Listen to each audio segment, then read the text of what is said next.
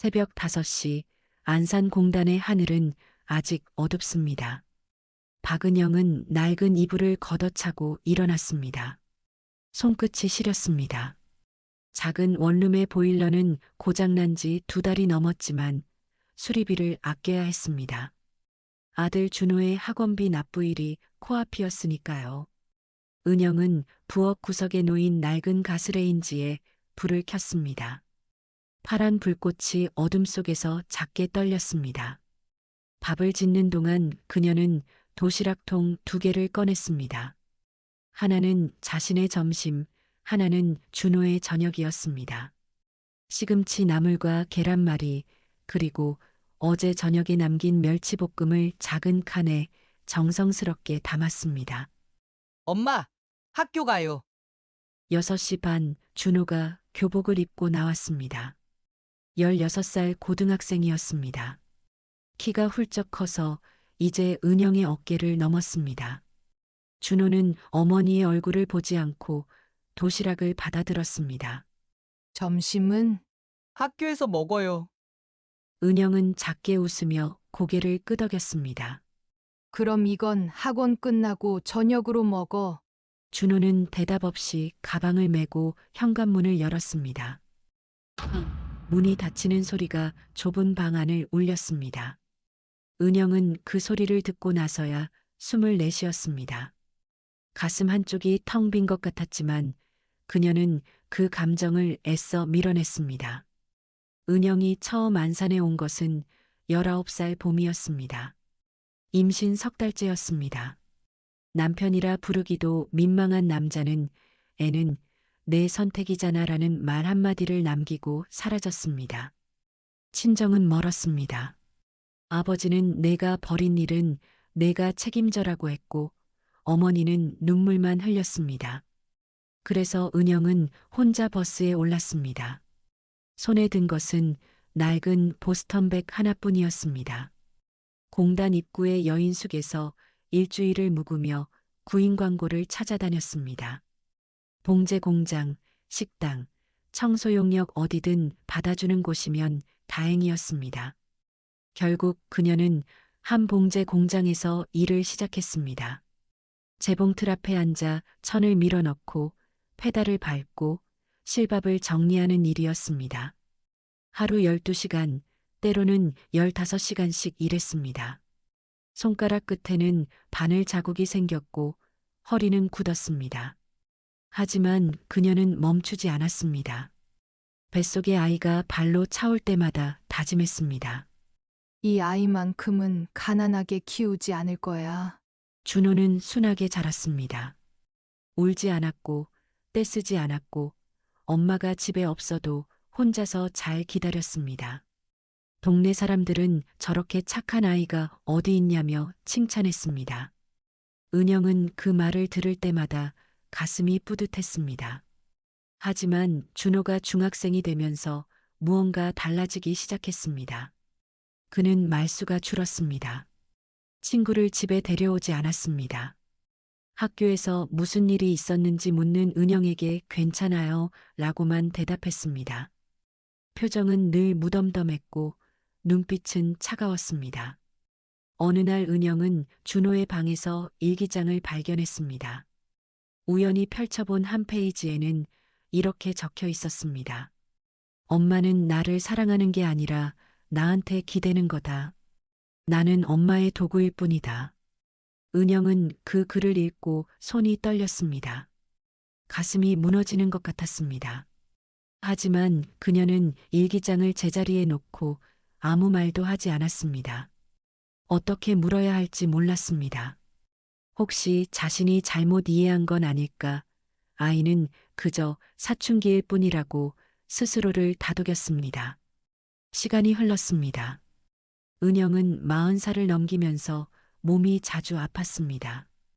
허리는 더 이상 펴지지 않았고 두통이 잦았습니다. 어지럼증도 생겼습니다. 그래도 병원에 가지 않았습니다.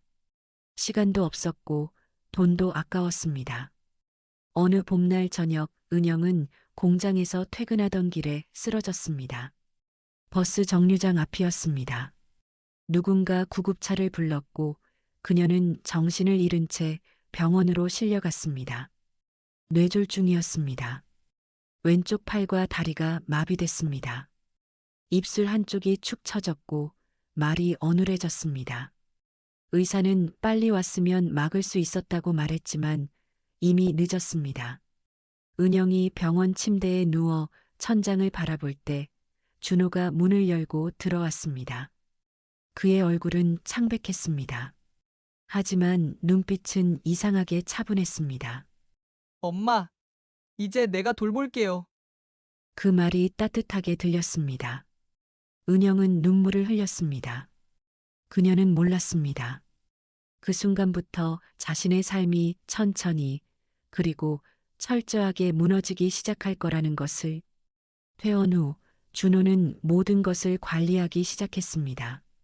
약 복용 시간, 식사 메뉴, 외출 일정까지. 은영은 처음엔 고마웠습니다. 하지만 곧 이상함을 느꼈습니다. 이웃이 찾아오려 하면 준호는 엄마가 피곤해 하세요라며 문전박대했습니다.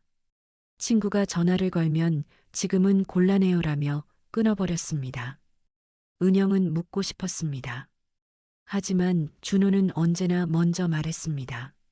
엄마, 나 없으면 어떡하려고 그래요?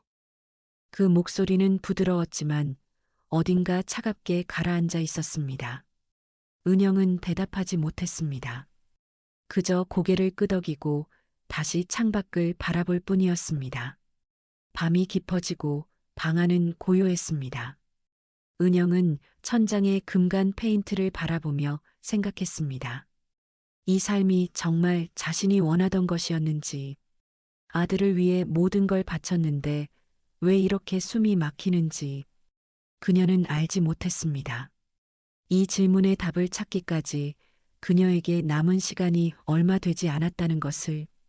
퇴원 후 일주일이 지났습니다. 은영은 여전히 왼쪽 몸을 제대로 움직일 수 없었습니다.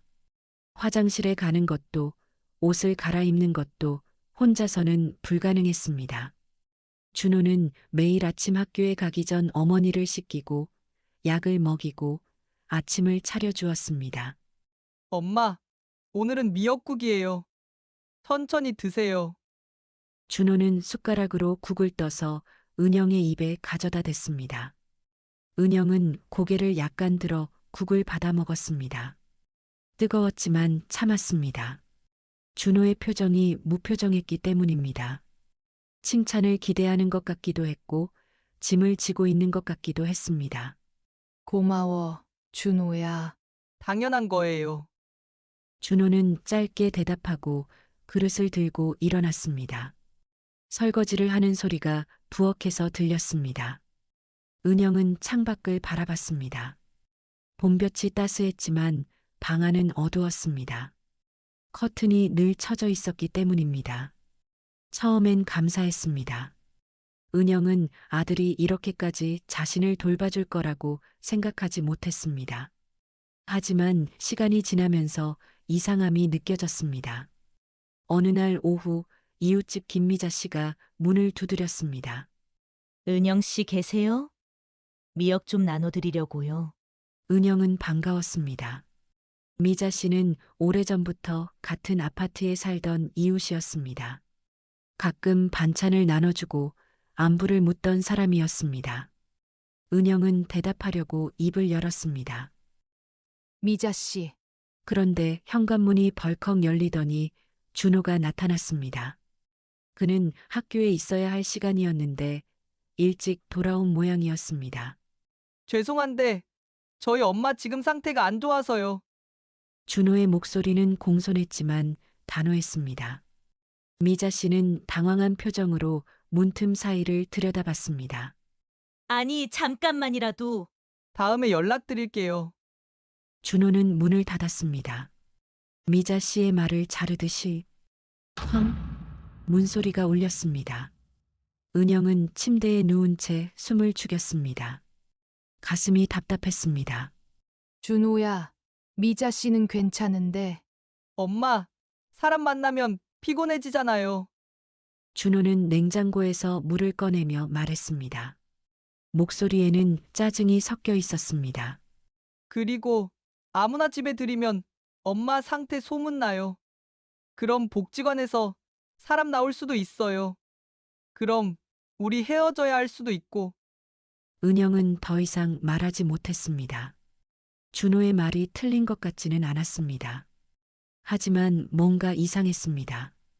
왜 자꾸 혼자 결정하는 걸까? 왜 자신의 의견을 묻지 않는 걸까? 며칠 후 병원에서 온 전화가 있었습니다. 재활치료 상담을 예약하자는 내용이었습니다. 은영은 받고 싶었습니다. 조금이라도 몸을 회복하고 싶었습니다. 하지만 준호는 고개를 저었습니다. 엄마, 재활치료 받으러 가려면 차비도 들고 시간도 오래 걸려요. 그냥 집에서 내가 도와드릴게요. 그래도 전문가한테 받는 게 전문가도 별거 아니에요. 인터넷에 다 나와 있어요.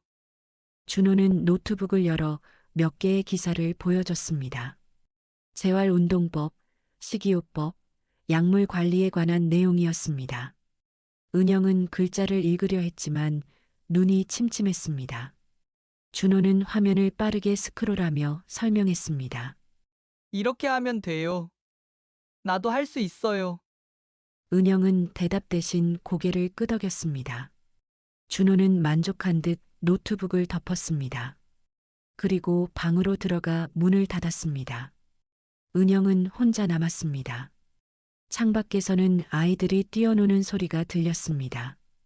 봄이 깊어지고 있었지만 그녀에게는 계절이 없었습니다. 한 달이 지났습니다.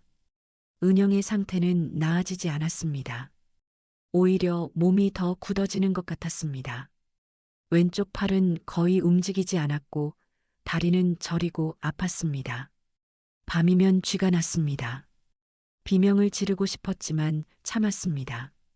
준호가 잠들어 있었으니까요. 어느 날 밤 은영은 화장실에 가고 싶었습니다. 하지만 준호를 깨우기가 미안했습니다. 그래서 혼자 일어나려고 했습니다. 침대 난간을 잡고 천천히 몸을 일으켰습니다. 오른발로 조심스럽게 바닥을 디뎠습니다. 그런데 왼쪽 다리가 버티지 못했습니다. 균형을 잃고 넘어졌습니다. 소리가 컸습니다. 엄마! 준호가 뛰어나왔습니다. 불을 켰습니다.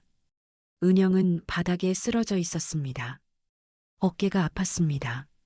준호는 다가와 은영을 일으켰습니다. 힘이 세지 않았지만 어떻게든 침대로 옮겼습니다. 왜 혼자 일어나려고 한 거예요? 준호의 목소리는 떨렸습니다. 하지만 화가 나 있었습니다. 미안해. 너 자고 있었어. 나 깨우면 되잖아요. 이러다 크게 다치면 어쩌려고 그래요? 은영은 고개를 숙였습니다. 눈물이 났습니다. 준호는 한숨을 쉬며 방으로 돌아갔습니다. 불을 끄고 문을 닫았습니다. 은영은 어둠 속에서 눈물을 닦았습니다. 자신이 짐이 된 것 같았습니다. 다음 날 아침 준호는 침대 옆에 작은 종을 놓았습니다. 이제 필요하면 이거 흔들어요. 그럼 내가 올게요. 은영은 종을 바라봤습니다. 작고 낡은 로세 종이었습니다. 준호가 초등학교 때 쓰던 것 같았습니다. 그녀는 종을 손에 쥐었습니다. 차가웠습니다. 고마워. 앞으로는 혼자 움직이지 마세요. 알았죠? 준호의 목소리는 단호했습니다. 은영은 고개를 끄덕였습니다. 준호는 학교에 갔습니다. 은영은 혼자 남았습니다. 창밖에 햇살이 커튼 틈으로 새어 들어왔지만 방 안은 여전히 어두웠습니다. 은영은 종을 바라봤습니다. 이제 이 종을 흔들어야만 화장실에 갈 수 있고 물을 마실 수 있고 움직일 수 있었습니다. 그녀는 종을 침대 옆 탁자에 내려놓았습니다. 손이 떨렸습니다. 시간이 흘렀습니다. 은영은 점점 더 작아졌습니다. 준호는 점점 더 커졌습니다. 그는 학교도 자주 빠졌습니다. 엄마 때문에라고 말했습니다. 선생님이 전화를 걸어왔지만 준호는 가정 사정이 있다며 얼버무렸습니다. 은영은 미안했습니다. 자신 때문에 아들이 학교를 포기하는 것 같았습니다. 그래서 더 참았습니다. 아프다는 말을 줄였습니다. 배고프다는 말도 삼켰습니다. 어느 날 저녁 준호는 약을 가져왔습니다. 평소보다 알약이 많았습니다. 이거 다 먹어야 해? 의사가 처방 바꿨대요. 은영은 의아했습니다. 병원에 간 적이 없는데 어떻게 처방이 바뀔 수 있을까? 하지만 묻지 않았습니다. 준호가 짜증낼까봐 두려웠습니다. 약을 먹었습니다. 쓰고 씁쓸했습니다. 물을 마셨습니다. 준호는 지켜보다가 방으로 들어갔습니다. 은영은 창밖을 바라봤습니다. 해가 지고 있었습니다. 하늘이 붉게 물들었습니다. 그녀는 생각했습니다. 이 삶이 언제까지 계속될까? 이대로 살아야 하는 걸까? 답은 없었습니다. 다만 한 가지는 확실했습니다. 이 집에는 이제 두려움만 남았다는 것. 그리고 그 두려움이 점점 자신을 삼키고 있다는 것. 은영은 눈을 감았습니다. 어둠이 찾아왔습니다. 그녀는 그 어둠 속에서 자신이 사라지고 있다는 걸 느꼈습니다. 여름이 왔습니다. 창밖으로 매미 소리가 들렸습니다. 하지만 은영에게 계절은 의미가 없었습니다. 커튼은 여전히 쳐져 있었고 방 안은 습하고 답답했습니다. 에어컨은 고장난 지 오래였습니다. 준호는 전기세 아껴야 한다며 수리를 미뤘습니다. 은영의 몸은 더 나빠졌습니다. 왼쪽 팔은 완전히 굳었고 다리에는 욕창이 생기기 시작했습니다. 준호는 약을 먹이고 식사를 챙기고 가끔 몸을 닦아줬지만 그뿐이었습니다. 은영은 하루 종일 침대에 누워 천장을 바라봤습니다. 준호야, 병원에 가야 할 것 같아. 어느 날 오후 은영은 용기를 내어 말했습니다. 목소리는 떨렸습니다. 준호는 휴대폰을 보다가 고개를 들었습니다. 왜요? 다리가 너무 아파. 여기 봐.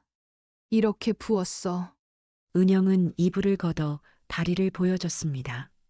피부가 붉게 변해 있었습니다. 준호는 잠깐 보더니 다시 휴대폰을 봤습니다. 그냥 염증이에요. 연고 바르면 돼요. 그래도 의사한테 보여야. 엄마, 준호가 말을 끊었습니다. 목소리가 차가웠습니다. 병원 가면 입원해야 할 수도 있어요. 그럼 나 혼자 남잖아요. 그래도 괜찮아요? 은영은 입을 다물었습니다. 준호의 눈빛이 무서웠습니다. 차갑고 단단했습니다. 그녀는 고개를 돌렸습니다. 미안해. 준호는 대답 없이 방을 나갔습니다. 은영은 혼자 남았습니다. 눈물이 났지만 닦지 않았습니다. 그냥 흘러내리도록 두었습니다. 시간은 흘렀습니다. 봄이 지나고 여름이 왔고 여름이 지나고 가을이 왔습니다. 은영은 날짜를 셀 수 없었습니다. 달력은 벽에 걸려 있었지만 준호가 넘겨주지 않았습니다. 창밖을 봐도 늘 같은 풍경이었습니다. 회색 아파트 벽과 가끔 지나가는 새들, 이웃들의 발소리도 점점 줄었습니다.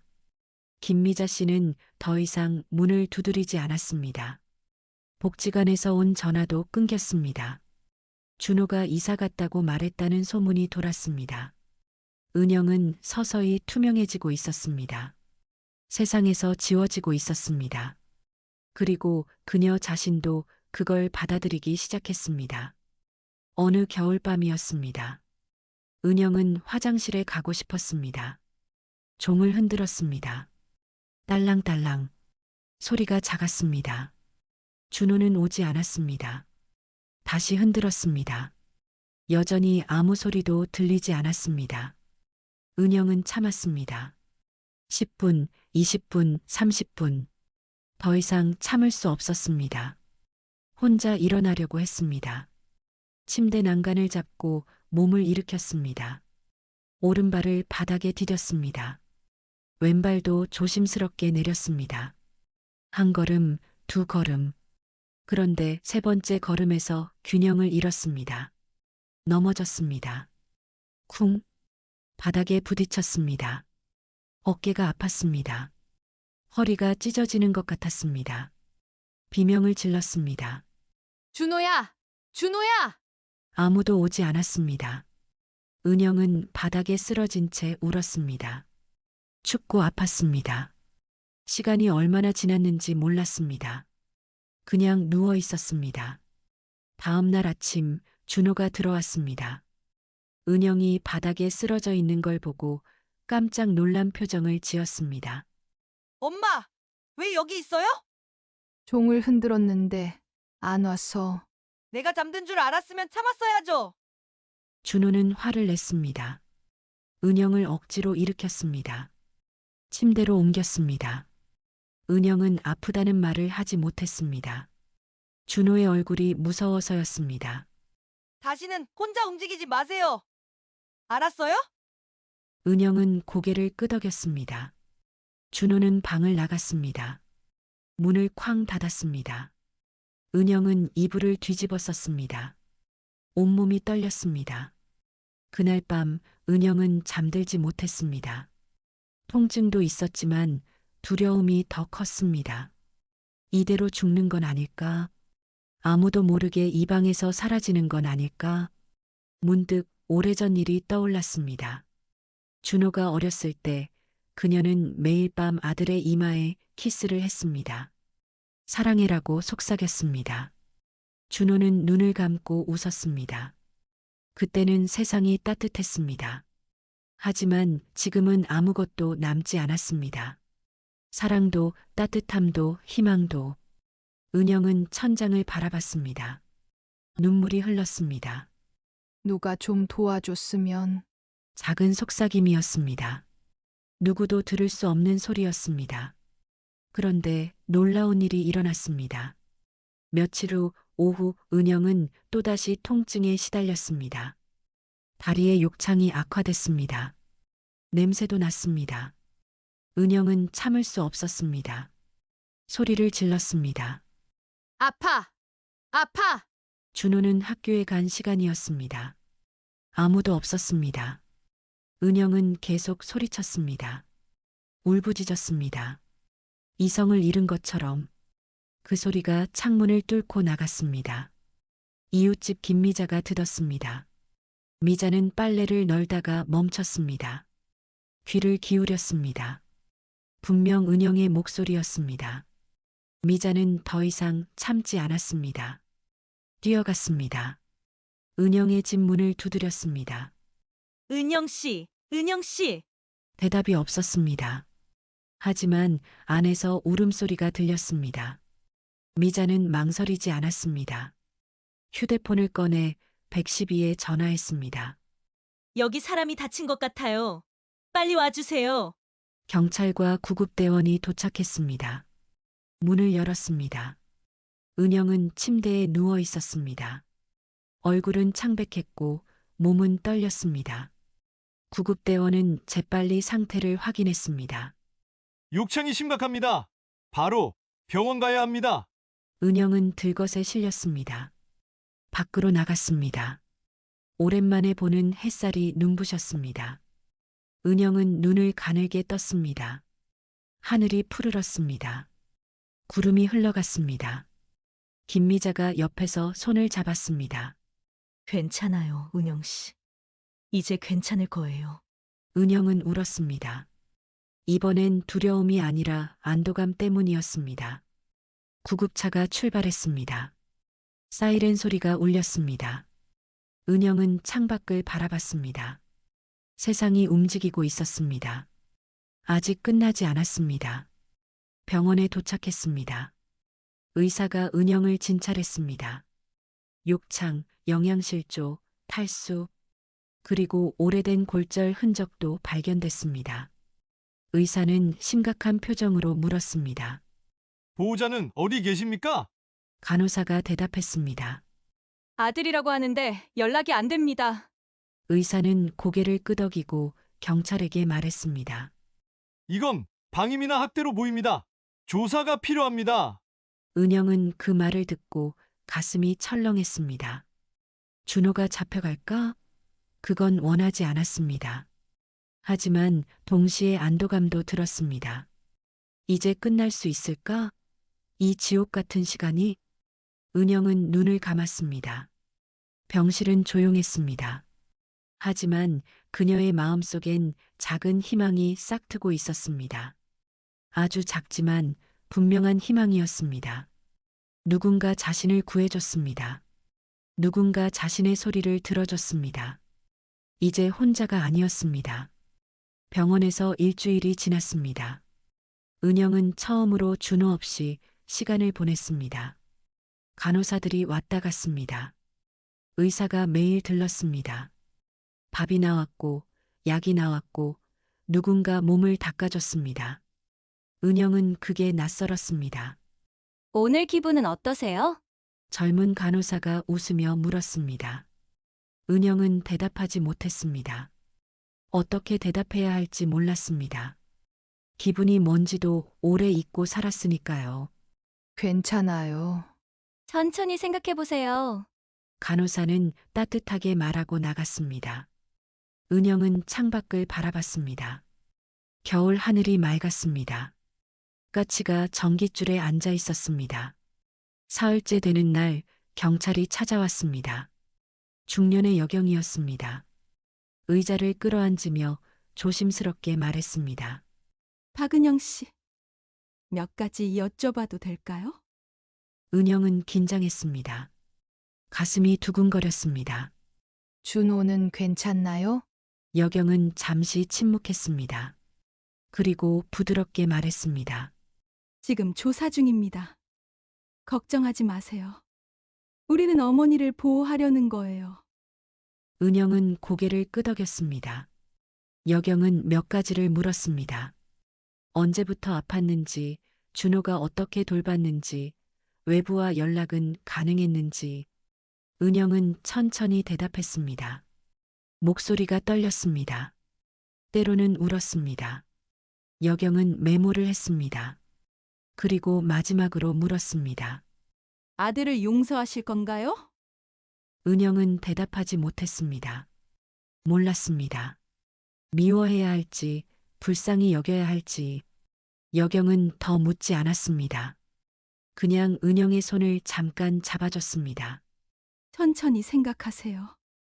지금은 어머니가 회복하는 게 중요합니다.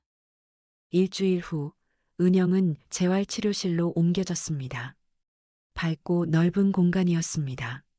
창문이 크고 햇살이 가득했습니다. 여러 사람들이 운동기구를 사용하며 땀을 흘렸습니다. 안녕하세요. 저는 정민아, 치료사예요. 젊은 여자가 다가왔습니다. 환한 미소를 지었습니다. 은영은 어색하게 고개를 숙였습니다. 오늘은 가볍게 평가만 할게요. 긴장하지 마세요. 미나는 은영의 팔과 다리를 살펴봤습니다. 관절을 조심스럽게 움직여봤습니다. 은영은 아팠지만 참았습니다. 많이 굳었네요. 하지만 괜찮아요. 천천히 풀어갈 수 있어요. 미나의 목소리는 희망적이었습니다. 은영은 그 목소리가 좋았습니다. 오랜만에 듣는 따뜻한 말이었습니다. 재활은 고통스러웠습니다. 매일 같은 동작을 반복했습니다. 팔을 들고 다리를 구부리고 손가락을 펴고 처음엔 조금도 움직이지 않았습니다. 은영은 포기하고 싶었습니다. 안 돼요. 못하겠어요. 괜찮아요. 오늘은 여기까지만 해요. 미나는 절대 재촉하지 않았습니다. 대신 작은 성과를 축하했습니다. 어제보다 손가락이 1cm 더 펴졌어요. 정말 잘하셨어요. 은영은 믿기지 않았습니다. 겨우 1cm인데 뭐가 대단한가. 하지만 미나는 진심이었습니다. 박수를 쳤습니다. 은영은 웃음이 났습니다. 오랜만에 웃었습니다. 한 달이 지났습니다. 은영의 손가락이 조금씩 움직였습니다. 숟가락을 쥘 수 있었습니다. 물컵을 들 수 있었습니다. 작은 일이었지만 은영에겐 기적 같았습니다. 정말 잘하고 계세요. 이 속도면 곧 혼자 식사하실 수 있을 거예요. 미나가 말했습니다. 은영은 눈물이 났습니다. 기쁨의 눈물이었습니다. 고마워요. 정말 고마워요. 제가 뭐려. 은영 씨가 열심히 하신 거죠. 미나는 웃으며 어깨를 두드렸습니다.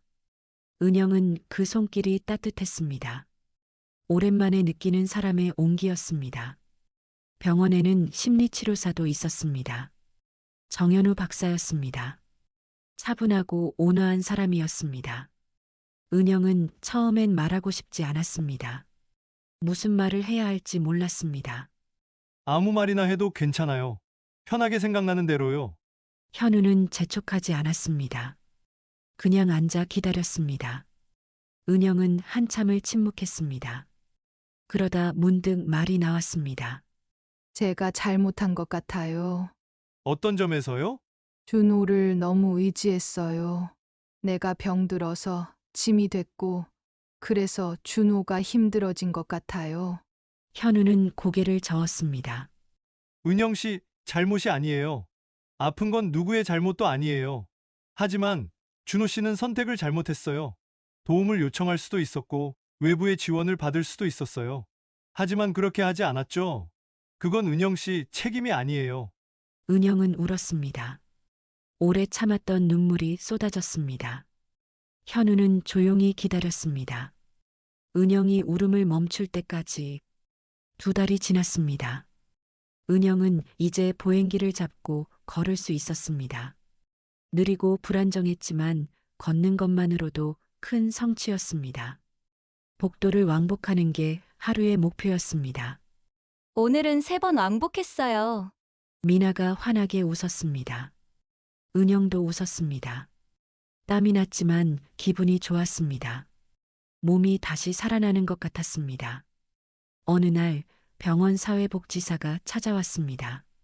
은영 씨, 퇴원 후 계획을 세워야 해요. 혹시 갈 곳이 있으신가요? 은영은 고개를 저었습니다. 집에는 돌아갈 수 없었습니다. 친정도 연락이 끊긴 지 오래였습니다. 걱정하지 마세요.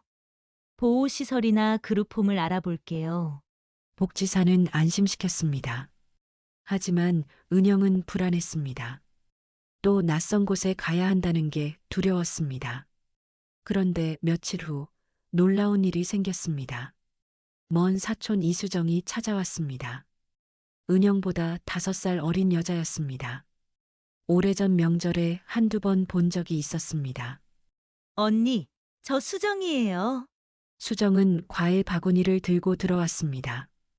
은영은 놀라서 말을 잇지 못했습니다. 어떻게 왔어?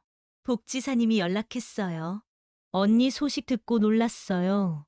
수정은 의자에 앉으며 은영의 손을 잡았습니다. 우리 집에 같이 살아요. 방 하나 있어요. 혼자 사는 것보단 나을 거예요. 은영은 울컥했습니다. 미안해. 배 끼치는데. 언니, 가족이잖아요. 이럴 때 서로 돕는 거예요. 수정의 목소리는 단호했습니다. 은영은 고개를 끄덕였습니다. 가슴이 따뜻했습니다. 오랜만에 느끼는 감정이었습니다. 3달 후 은영은 퇴원했습니다. 수정의 집은 작지만 깨끗했습니다. 햇살이 잘 드는 방이 주어졌습니다. 은영은 창가에 앉아 밖을 바라봤습니다. 아이들이 뛰어놀고 사람들이 걷고 세상이 움직였습니다. 은영은 생각했습니다. 아직 끝나지 않았습니다. 아직 살아야 할 이유가 있습니다. 그녀는 작은 노트를 꺼내 글을 썼습니다. 아침 스트레칭, 산책 10분, 저녁 설거지 돕기. 작은 목표였지만 그게 은영의 새로운 시작이었습니다. 그녀는 웃었습니다. 오랜만에 느끼는 희망이었습니다. 3년이 흘렀습니다. 은영은 이제 지팡이를 짚고 걸었습니다. 느리지만 혼자 걸을 수 있었습니다. 왼손도 조금씩 움직였습니다. 완벽하지는 않았지만 일상을 살아가기엔 충분했습니다. 수정의 집에서 나와 작은 원룸을 얻었습니다. 복지관의 도움으로 마련한 공간이었습니다. 방 하나, 부엌 하나, 화장실 하나.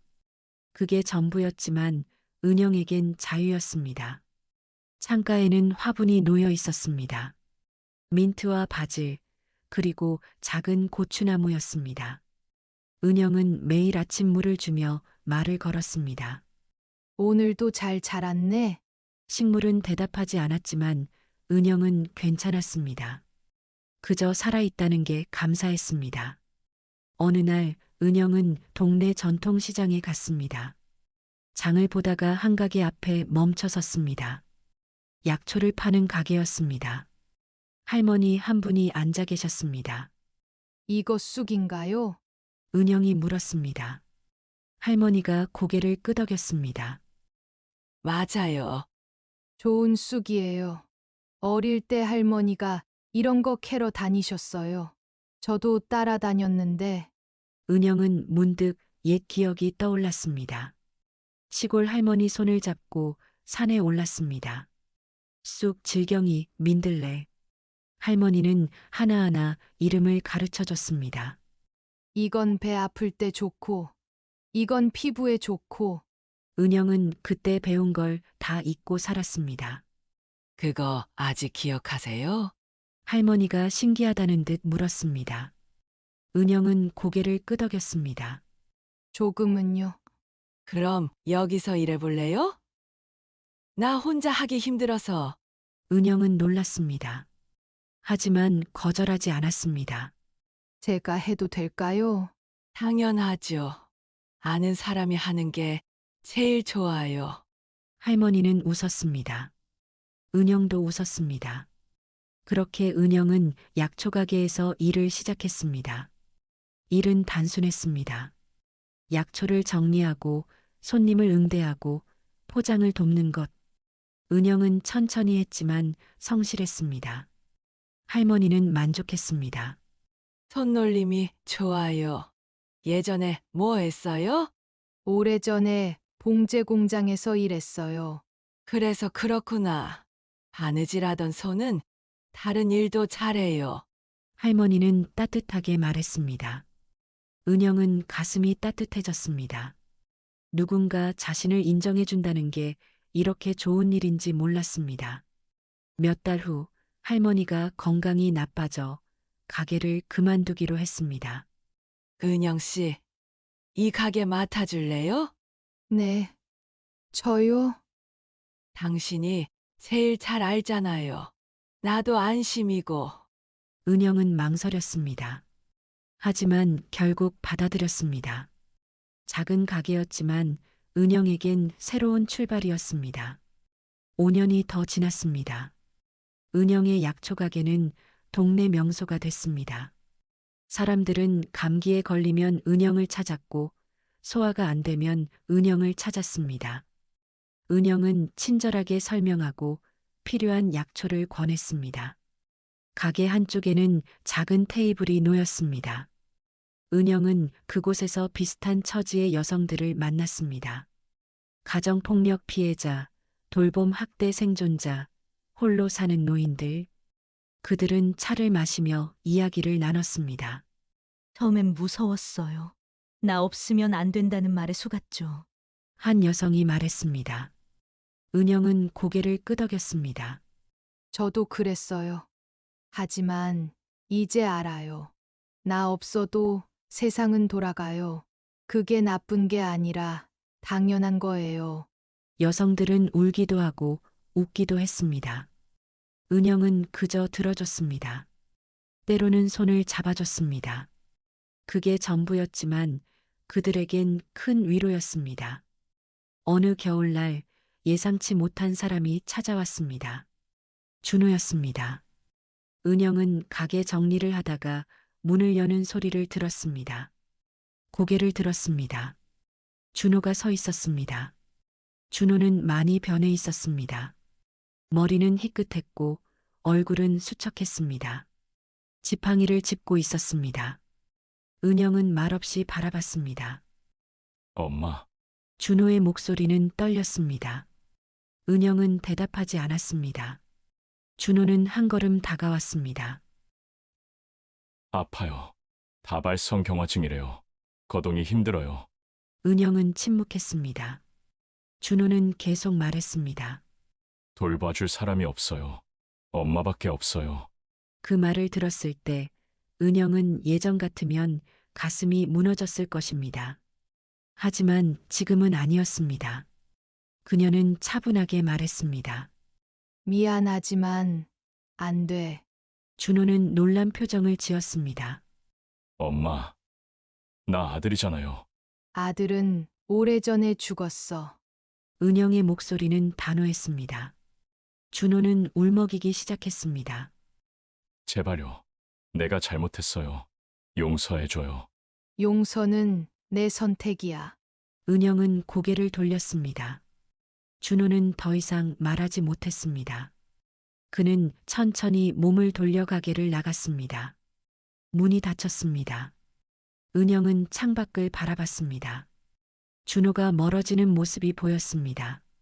눈물이 났습니다. 하지만 후회는 없었습니다. 며칠 후 복지사에게 전화가 왔습니다. 준호가 공공요양원에 입소했다는 소식이었습니다. 은영은 안도했습니다. 적어도 방치되진 않을 것이었습니다. 면회 가실 건가요? 복지사가 물었습니다. 은영은 잠시 생각했습니다. 아직은 아니에요. 잘 모르겠어요. 괜찮아요. 천천히 생각하세요. 전화를 끊고 은영은 하던 일을 계속했습니다. 손님들이 기다리고 있었습니다. 은영은 웃으며 맞이했습니다. 20년이 흘렀습니다. 은영은 이제 70을 넘었습니다. 여전히 약초 가게를 운영했습니다. 몸은 예전 같지 않았지만 마음은 평온했습니다. 어느 봄날 한 젊은 여성이 가게를 찾았습니다. 얼굴에 멍이 있었습니다. 은영은 물었습니다. 어디 아픈 데 있어요? 여성은 고개를 저었습니다. 하지만 눈물이 났습니다. 은영은 알았습니다. 말하지 않아도 알 수 있었습니다. 여기 앉아요. 차 한잔 할래요? 여성은 앉았습니다. 은영은 따뜻한 차를 내왔습니다. 두 사람은 한참을 말없이 앉아 있었습니다. 괜찮아질까요? 여성이 작게 물었습니다. 은영은 대답했습니다. 괜찮아져요. 시간이 걸리지만 괜찮아져요.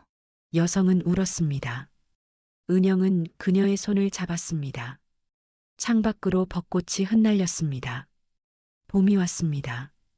은영은 지금도 매일 아침 창가에 섭니다. 식물에 물을 주고 하늘을 바라봅니다.